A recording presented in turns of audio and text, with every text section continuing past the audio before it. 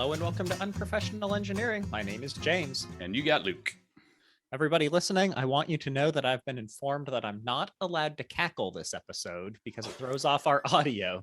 So I'm going to do my best not to do so. Well, I mean, cackle. I would also recommend not screeching or using your normal voice in any way, shape, or form. That was a little over the line. I mean, as long as you do those three things, our audio should be okay. All right. Well, hopefully everybody is still listening after they know I'm not allowed to use my normal sweet voice, because this week we're diving into the Industrial Revolution. So first of all, our shout out last week that we recorded last week gave us this idea. How did we, the two of us, I mean, literally, it's like Mensa applicant number one, Mensa applicant number two. How did we, we talked about so many people that are involved with the Industrial Revolution, but we never tackled the Industrial Revolution. Why, James? Why? I think when you're at this level of brilliance that we are, that sometimes the most basic things you miss because you're so focused on those big problems of the world, you know? like what kind of sandwich am I going to have after this? I love a good sandwich. All right. So the Industrial Revolution, Luke, it's a period in time, which actually extended a whole lot longer than I thought it did because of the various places that it moved on to. But it showed just tons of development across a lot of Europe, the United States, and then into Asia. And this was mostly around the 18th century, at least in Britain where it started. And 18th century, turns out that's the 1700s, not the 1800s. That threw me off. Always throws me off. So dumb. Anyways. So the dates I saw for the first Industrial Revolution. Oh yeah, there are seconds, thirds, and fourths. Yeah, there are. Yeah, and apparently there's one going on right now. They can't call it that. Come on. The 1760 was what I saw is kind of the beginning of it over in the Europes. That's what I saw. So the UK, so I'll get into it, but I don't want to steal my line that I'm going to use later. It's very funny. I don't know if it's funny or not. I'm sure it's funny. So there were a bunch of changes that happened, a lot of technological ones. So I have them all listed out here. But in general, because we wrote them at the same time from our brains, right? We did. The use of basic materials like iron and steel, which I think if you look at our Eiffel Tower episode and things like that, you'll see how that use of these materials really changed. I know that's later in the timeline, but when you got to France, by the time the Industrial Revolution was happening there, that kind of matches up, and it totally changed the way structures were made. New uses or new sources of energy, and this would be both fuel and power. So coal being used, not only to make machinery happen, but also to use the steam engine or to make the steam engine more powerful or actually a thing. It created more electricity, petroleum was there. And at the very end, it kind of started getting into the internal combustion engine time frame. Invention of new machines, and we're going to get into a bunch of them, but a lot of them had to do with agriculture and textiles. So the spinning jenny and the cotton gin, and all of these inventions came and made processes a lot less manual and made people be more efficient. So you could start mass producing items. Yeah, the way that I saw it written out, and shout out to Britannica and history.com, I think is where I got most of my stuff. So I knew most of this. Not sponsors, hint, hint. But it was really this idea that, back in the day, it wasn't that we didn't have these things. It was that these things were, to use a fancy word, they were bespoke. I would make you this one unique thing. It would take me days and days and weeks or months, depending on what it was. And it was a one-off thing. And then if I needed to make another one, I had to sit down by hand and make it by hand. And that's really specifically with the textiles and the agricultural side of things. Because some of the other industries, they didn't even exist yet. But specifically agriculture and textile was very manual labor, super hands-on. And it really required, super, skilled craftsmen and craftswomen to build these things. And there was actually, fun fact, I don't know if it's a fun fact. I'm getting a little ahead of ourselves. Is it a fact? It is. Well, I think it's a fact. Okay. There were folks back in the 18th and 19th century. They were called Luddites. Okay. And a Luddite was someone who was opposed to the technological changes. And they would like form these like bands of people and they would go sabotage this new equipment that was inside of factories that essentially like stole their jobs Oh, as working in a a textile mill or working on a farm. And supposedly they were named after the person that led the I'll say the opposition to the technical change by the guy by the name of Ned Ludd. So they were called Ned. Luddites. See, this is going to be us someday, Luke, when Boston Dynamics and their robots take over the world and take our jobs over. We're going to be those ones that are going off on these missions trying to sabotage the robots because they took our job. Terminator, Like Terminator. huh? Yeah, We're gonna take just like that. Skynet down. Skynet. Okay, a few more things. Sorry. Transportation, there was a big thing. So including the steam locomotive, steam ships became a big thing. Ooh, that was very good, Luke. The airplane eventually, telegraphs and radio for communication really kicked off. The factory system became a big deal. So this kind of changed the division of labor. It also kind of spread wealth out a little bit more as well, which was interesting. And the idea of mass production in general. You definitely wrote the phrase division of labor, Oh, right? I actually did kind of rephrase some of this. I swear, like, because they probably used some fancy word like bespoke or whatever you said. Oh, sorry. Okay, so anywho, Luke, this all started in Britain, like you said, I believe. And Hmm. like all good leaders of technology and I don't know, economical advancement, the Brits outlawed the sharing of their new technology with anyone else in the world. They're like, Hmm. we know we're ahead of the game here. We're going to take advantage of this. So, for that reason, it took the rest of the countries of Europe, as well as the United States, a bit longer to launch their industrial revolution. It eventually got out. The businessmen saw there was money to be had by moving to other countries, informing them, selling their machinery, things like that. And Belgium was the first country in Europe outside of the UK that had its industrial revolution. It all focused in the same kind of areas like the textiles, the mining, and all of that good stuff. And then it moved over to France a bit later once they stopped their whole French Revolution thing. And around those times as well, the United States also had their first industrial revolution. And eventually, countries like the United States and Japan and some others started to outpace the Brits with their expansion. And this is when a number of like geopolitical power changes happen and things like that. But that's for another podcast. Fun fact. I want to hear this right now. The actual term industrial revolution was popularized by the English economist and historian Arnold Toneby I saw in 1852, 1853, somewhere in that neighborhood, to describe Britain's economic development from 1760 to 1840.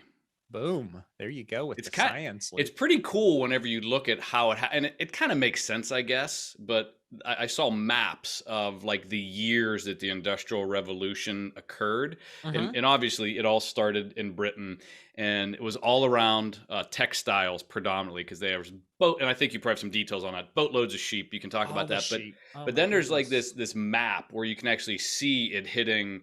Obviously, Belgium is like right next to it, and then it goes further and further Yeah. and further. And And you every like decade or two, you see what countries kind of started Yeah. getting into And this. and you mentioned it, but it was actually illegal Yeah. for a worker to leave Britain and go work somewhere else. You weren't allowed to. They weren't allowed to send the machines outside the country, Mm-hmm. and you could get in trouble if you took the manufacturing techniques from Britain to other countries. Yeah.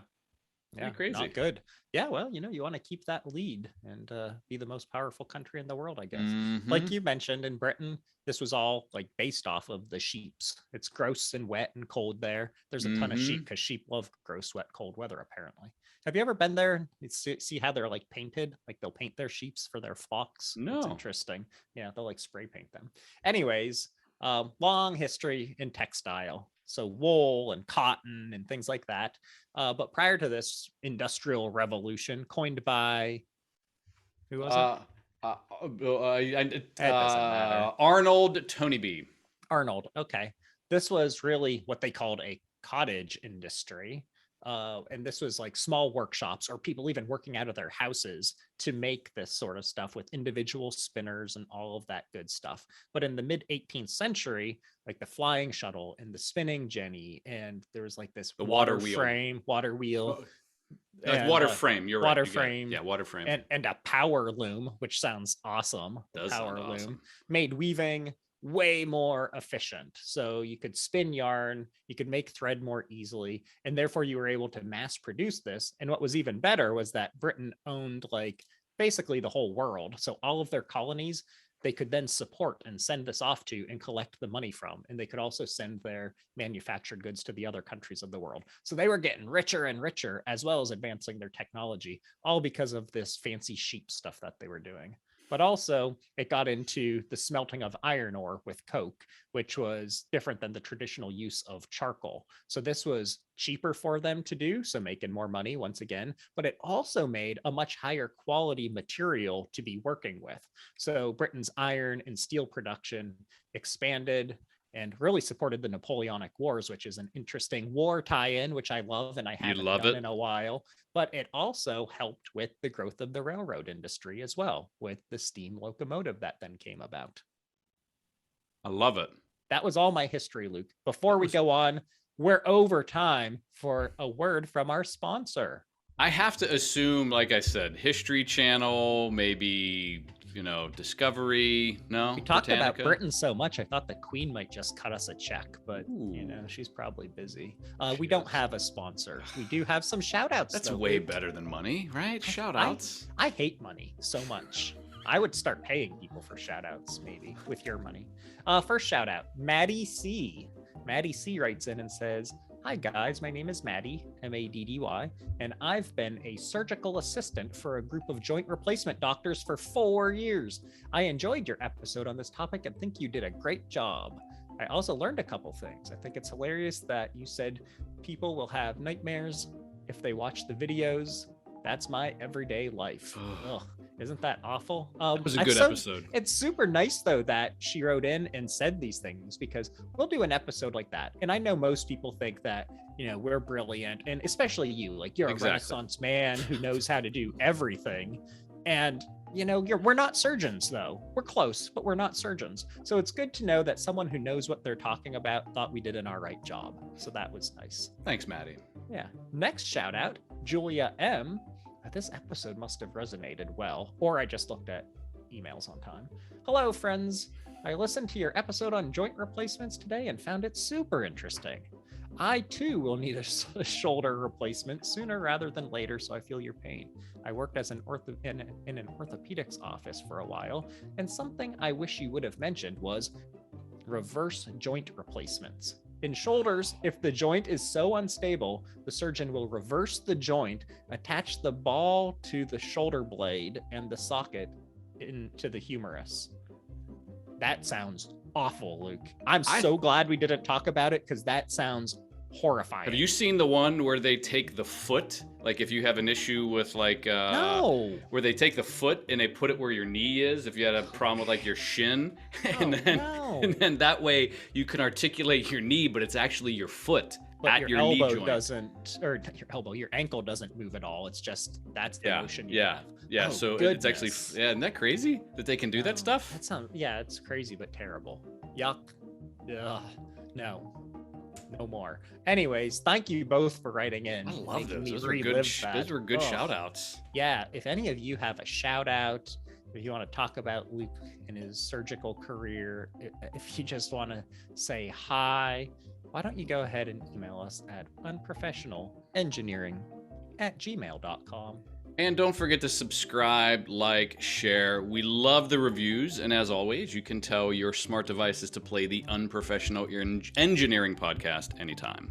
Thank you, Luke. I feel like I've talked so much and I've used my voice that you told me not to use, that I want to take a break here and let you do some talking. Yeah, so what I want to do is I want to hit like the timelines, and some Yeah. of this you mentioned, but just to give an idea of where things happen. So I might do a little bit of repeating, but I'm not going to go into a whole bunch of details. So Thomas Newcomer invents the first practical steam engine. This is not who we always think of. It was adapted and adjusted by other people. That's 1712. 1749, the invention of the lightning rod by a good friend of the show, Benny Franklin. 1764, the spinning jenny was invented by another James, almost as impactful on society as you are, James Hargraves, I believe. 1769, James Watt improves the steam engine. Another, oh my goodness, there's a theme here with James's, isn't there? I mean, I'm gonna just leave that as it is. It's obvious. 1785. You mentioned this one. Edmund Cartwright invents the power loom. This was the textile connection. 1793. Eli Whitney invents the cotton gin. He did. We're going to shoot to 1794. No, we're going to go to 1830. 1837, John Deere, listen to the episode, it's a good one, invents the steel plow, because before then it was just have that one listed. It was stupid wooden stuff that they would plow with, which is crazy. 1844, Samuel Morse invents the Morse code, the telegraph. Check out our episode on. Did we do that? I don't think we did the telegraph. No, we didn't. We need to add that to the list. We've talked about him a few times. 1846. This is a big one. The actual invention of what would be considered today's sewing machine. This was by Ilsa Howe, H-A-H-O-W-E, the sewing machine. 1850. Her name is H-A-H-O-W-E? No, it's Ilsa, H-O-W-E is her last name. Ilsa, H-O-W-E. No, a single H, you jerk. Quit messing me up. 1853, friend of the show, Otis, invents the safety brake for elevators. Oh, yeah, that's a good one. We're going to go over to safety brake for elevators? Like if it's falling, I'm like, well, I'm gonna pull this handle, and I guess. 1855. This was a huge one. Henry Bessemer invents a process for making steel out of iron. That's probably, in my opinion, that's probably maybe one of the biggest ones that's had the biggest impact. Just think everything that's made out of steel and steel alloys and all that sort of stuff. Check out our episode on how steel is made. We probably we mentioned good old Henry Bessemer. We're going to shoot to 1876. Another friend of the show, Alexander Graham Bell, invents the telephone. 18. This all falls in the first industrial revolution. But I mean, it gets like we're getting towards the end of it now. All right. So like 1879 is the last one I'll mention, because I think the rest of this is kind of getting out of that. Is Thomas Edison perfects the incandescent light bulb. Check out our episode on him and how he just steals ideas and learned how to mass produce them successfully versus actually inventing them. One thing that I want to mention, it's a little bitter. One thing I do want to mention, and we talked about the Industrial Revolution, but one thing that happened, and it's at the very bottom of my list here, and it's some pretty important stuff. There was also like a medical revolution that was happening. So in 1870, basically wash your hands and brush your teeth, people. 1870, Louis Pasteur develops vaccines for diseases. So like there was a whole mess of like medical things that were happening where like when you were sick, they stopped bleeding you, and they like, you know, there was ways for them to like help you via medicine. So medicine was a big part. We could probably do a whole episode on the kind of history of vaccines and medicine and that sort of stuff. So I'm with you. I think we could do all of that. Wow, Luke, that was so many things that I don't have anything left to talk about. So I have one more I want to add, and then I want to talk about like really specific people. Oh, okay. Here, let's hear what you want to add then. So this is commonly known as the beginning of the Industrial Revolution in the United States. So, USA. yeah, so it was a opening of a textile mill in Pawtucket. Isn't that isn't Pawtucket? Pawtucket Patriots. Yeah. Yeah, isn't that Simpsons? Is No, Family Guy. Family Guy? Yeah, Pawtucket, Rhode Island. I'm from Quahog, but Pawtucket Patriot is That's what it their is. beer, I think. 1793. So it's actually, I'm not going to say late, but they were definitely behind. A recent English immigrant, Samuel Slater, opened up mills and used the water frame mills despite the laws prohibiting it. So we talked about that they were prohibited. He brought that design across and is considered to be the father of the American Industrial Revolution.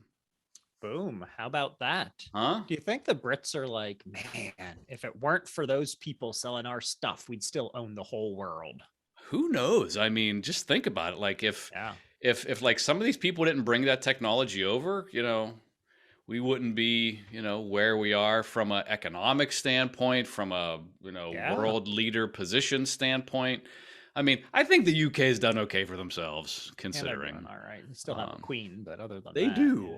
I like the idea of a queen. I'll have to admit, I like it. I mean, I like that she can't just like chop people's heads off when she doesn't like them. The fact that it's kind of like a positional thing, more ceremonial than real. But it's kind of cool to like have a queen. I don't know. You'd be totally cool getting taxed more so that you could have somebody live like royalty. Okay, now that you say that, maybe just asking.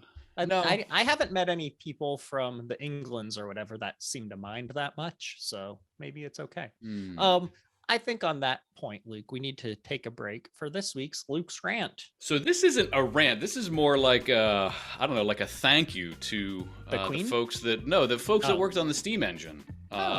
So I am going to be on a train. It's only the second time, I think, maybe third time in my life I've ever been on a train, like a choo-choo train, not like a little trolley. Probably third or fourth time. And I'm going from Pittsburgh to DC on a train, and I'm gonna ride my bicycle back. 353 miles over 4 days. So it's like, are you riding with Clip or someone? No. My wife would never let me go by myself. She thinks that there's like bears and cougars apparently all along the trail that'll eat me. That's fair. So no, me and a friend of mine are doing the trip over a couple of days. So very cool. Yeah. So so if the train never existed, the choo-choo train never existed, who knows? Maybe I don't know how I would get there.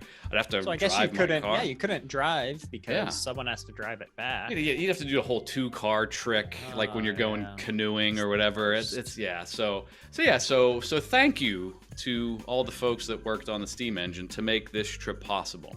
Well, I'm glad you're going on this train. So how do you feel about biking 353 miles, James? Oh, I think it's a stupid idea. I don't know why anyone would do that. When are you doing it? First week in May, I think.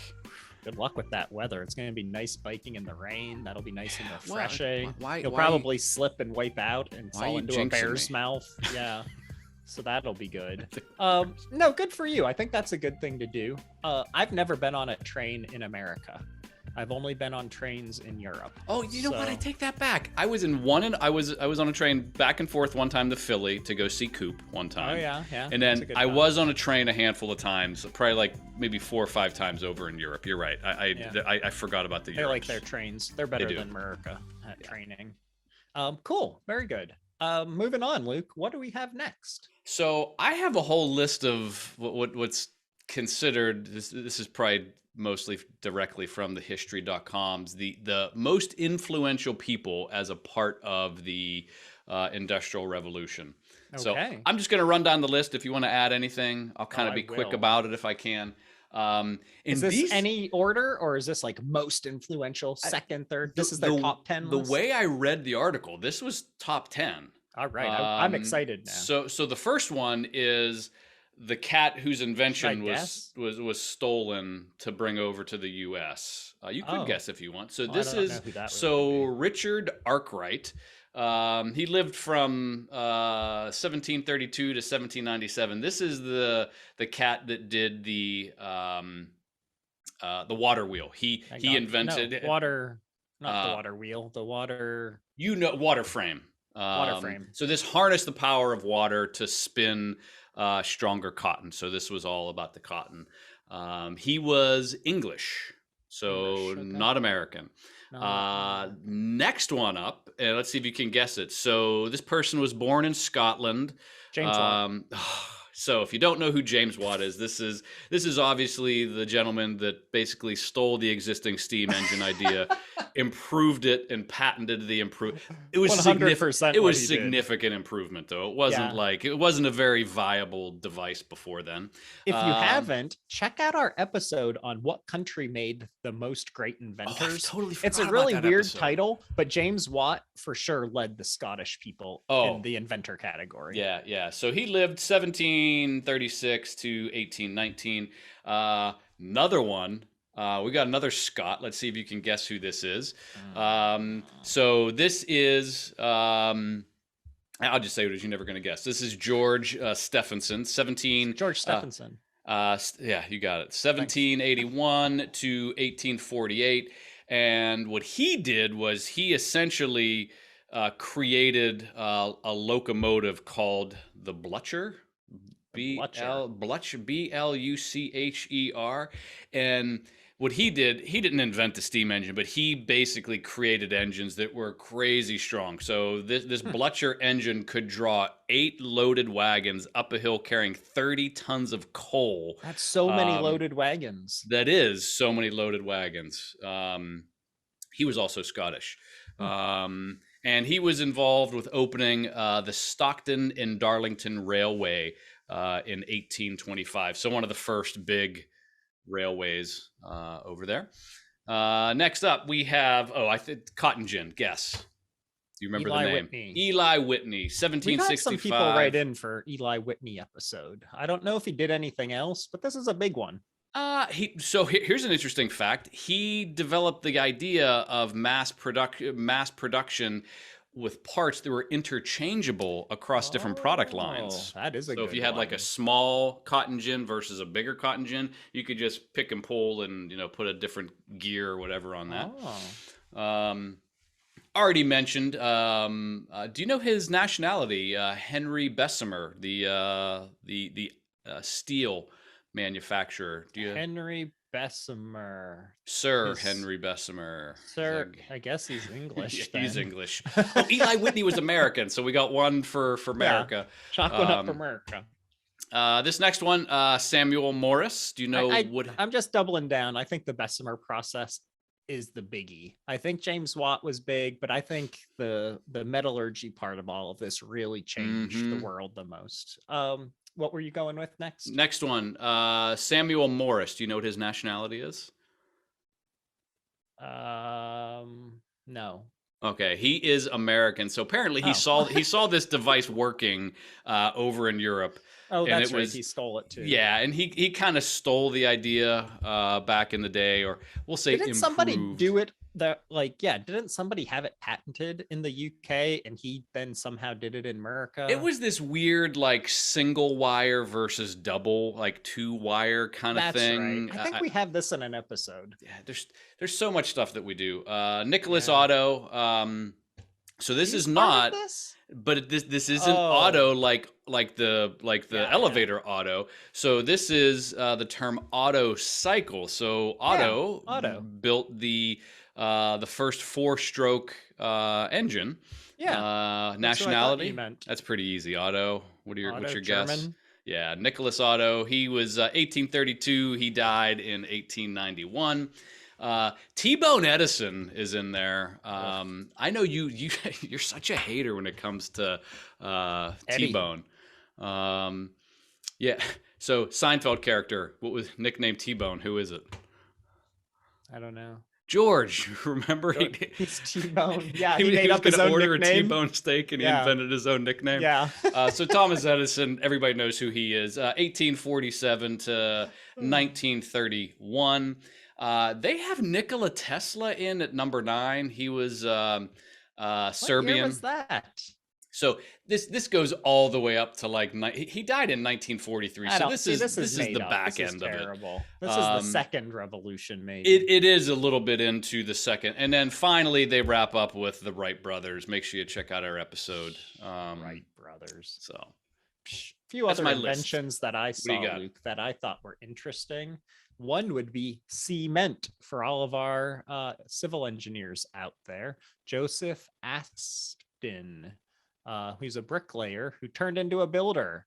And he basically invented cement, where his process involved sintering a bunch of clay and limestone at 1400 degrees C. And this then needed to be ground into like that powder that we kind of know and love today, and later was mixed with sand or gravel to make concrete. So there we Interesting.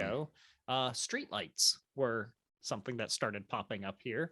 So they said it was gaslighting, but not gaslighting like we know today, but actually lights that were powered by gas. So the gas lights use coal gas, which was installed as the lighting in the house in Cornwall. So they started having street lights around that time. And then the last one that I thought was kind of funny, but it was a big deal, I guess, was the tin can. So the tin can was patented by some Brit, Peter Durand, back in 1810. So I think that qualifies, not 1940. But anyways, it had a lot to do with food preservation and being able to feed people, blah, blah, blah. Fun So fact about him: great grandson is Duran Duran, the brothers. is that right? That sounds like a very accurate fact to me. Spelled totally the same as well. Duran Duran. I don't even know if you said half of our listeners were like, "Who is Duran Duran?" Yeah.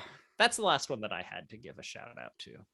Anything That's else? all. That's all I got. I thought that the thing that I thought was interesting. Number one, the research all felt eerily familiar because we did so many of these people and we did a lot of these processes. So, but it was nice to kind of pull it all together. And I guess I never realized like all of these people were so immediately close to one another in time and like location. And like, if you think about like the people that all lived during that time, like there was just so many important people from like the steel folks to like electricity and steam. It's just odd that it all happened at that one time. So isn't there some sort of stat at like the rate thing innovation is happening and like there's been We just more talked about it innovation the in the other day. last 10 years versus whatever, and it Yeah. feels like that for this, right? There was more innovation in this time than there probably was in the 1500 1700 years before that. Yeah.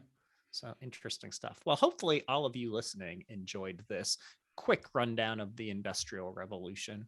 If you want to talk about any of the inventions that we missed, the way we mispronounce names, me cackling during the episode, anything like that, why don't you go ahead and email us at unprofessionalengineering@gmail.com. And until next time, See ya.